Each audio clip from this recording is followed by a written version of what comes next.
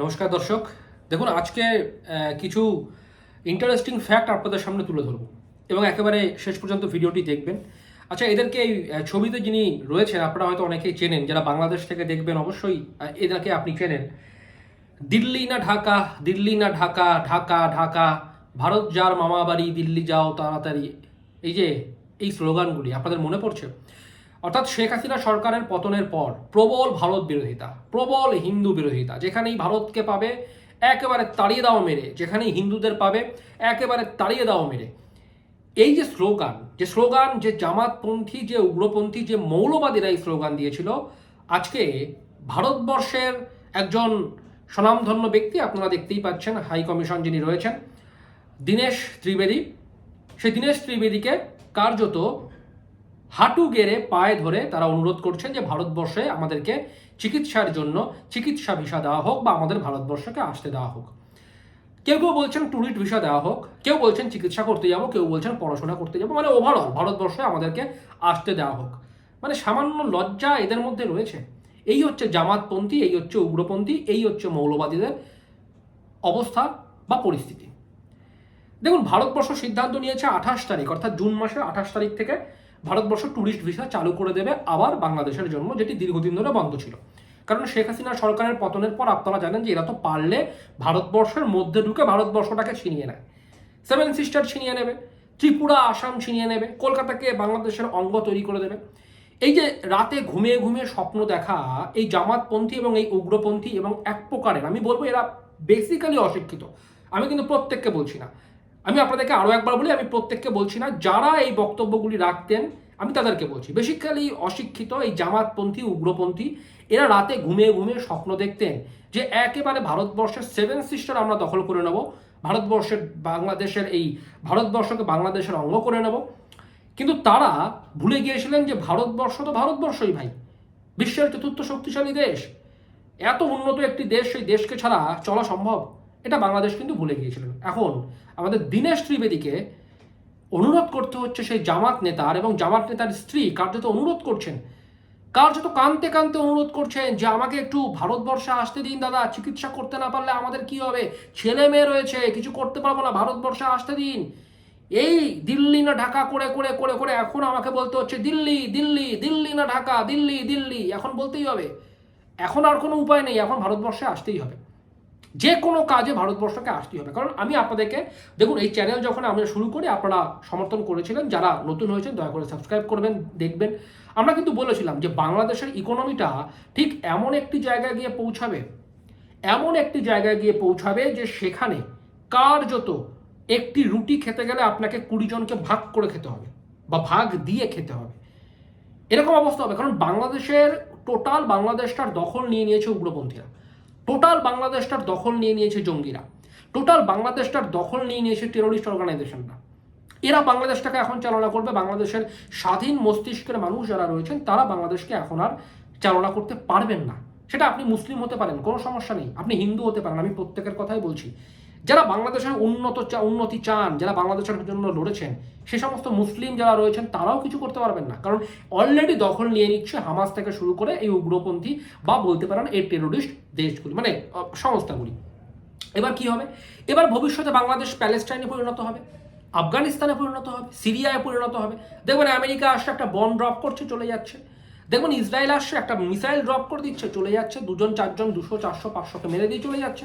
বাংলাদেশ কিচ্ছু করতে পারবে না। তারা বলবে বাংলাদেশে হামাস রয়েছে, আইএসআইএস রয়েছে, ফলে আমরা আক্রমণ করব। কি করবেন ভাই, ঠেকাউন।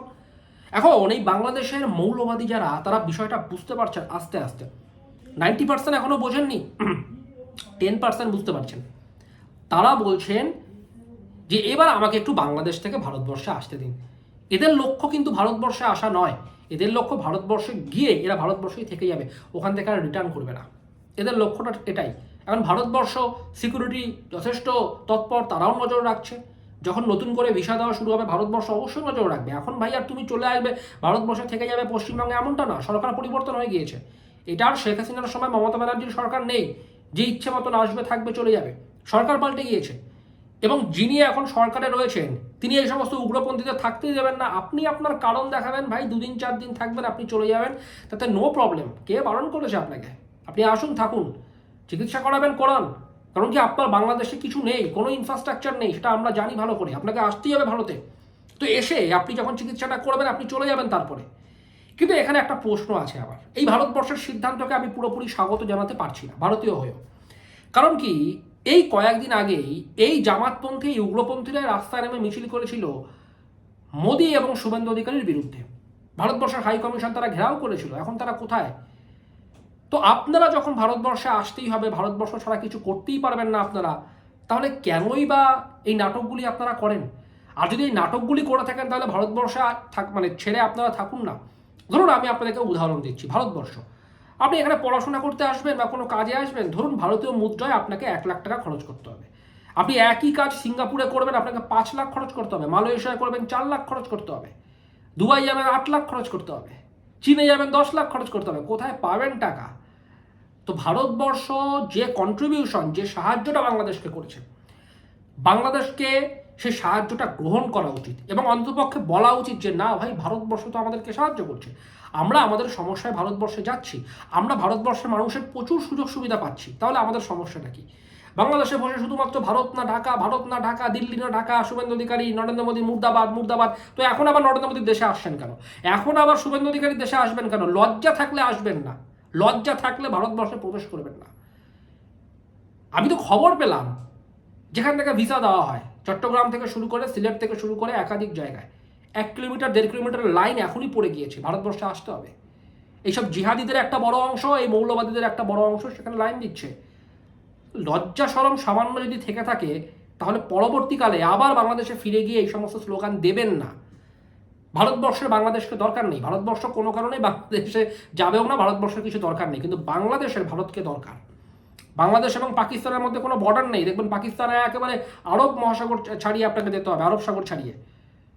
কিন্তু ভারতবর্ষের সাথে বাংলাদেশের কিন্তু বর্ডার, দীর্ঘ বর্ডার রয়েছে, 4,500 কিলোমিটারের উপর বর্ডার রয়েছে। অর্থাৎ ভারতবর্ষ ছাড়া বাংলাদেশ কিন্তু চলতে পারবে না এবং এখানে চীন এসেও বাংলাদেশকে সাহায্য করতে পারবে না। কিন্তু একটা ধন্যবাদ দিতে হয় যে বিএনপি সরকার তারা কিছুটা কাজ করেছে, এরা ভারতবর্ষের সাথে সম্পর্কটা আবার নতুন করে তৈরি করার চেষ্টা করছে। প্রথম দিকে জামাত বা এই উগ্রপন্থীরা বাধা দিলেও তারা এখন ভারতবর্ষে আসার জন্য লাফিয়ে পড়ছে, ভাই আমাদেরকে যেতে হবে, আমাদেরকে ভারতবর্ষে যেতে হবে, ভারতবর্ষে থাকতে হবে, না থাকলে সম্ভব না, ভারতবর্ষে চিকিৎসা না করলে সম্ভব না। তো দর্শক, আমিও বলবো যে ভারতবর্ষকেও কিন্তু ভেবেচিন্তে এই কাজগুলি করা উচিত, কারণ যারা ঢুকছেন এরা কিন্তু আলটিমেটলি ভারত বিরোধী। যতই মিষ্টি মিষ্টি কথা বলবেন যে আমি ভালো ভাই আমাকে গ্রহণ করুন, কিন্তু এরা কিন্তু আলটিমেটলি ভারত বিরোধী। এরা ভারতবর্ষের, যতই আপনি বলুন যে ভারতবর্ষের সাহায্য করবে, ভারতবর্ষের এরা ভালো চায়, ভারতবর্ষের ভালো এরা চান না, এরা ভারতবর্ষের ভালো চান না। এরা ভারতবর্ষের বিরোধী ছিলেন, বিরোধী আছেন, বিরোধীই থাকবেন। ভারতবর্ষ যতই হেল্প করুক, যতই সাহায্য করুক, এরা কখনো ভারতবর্ষের মানে শুভাকাঙ্ক্ষী হতে পারে না, এরা ভারতবর্ষে কখনো ভালো চাইবে না। তাতে ভারতবর্ষ যতই হেল্প করুক, একবার কেন 100 বার হেল্প করুক, তাতেও এরা ভারতবর্ষের ভালো চাইবে না।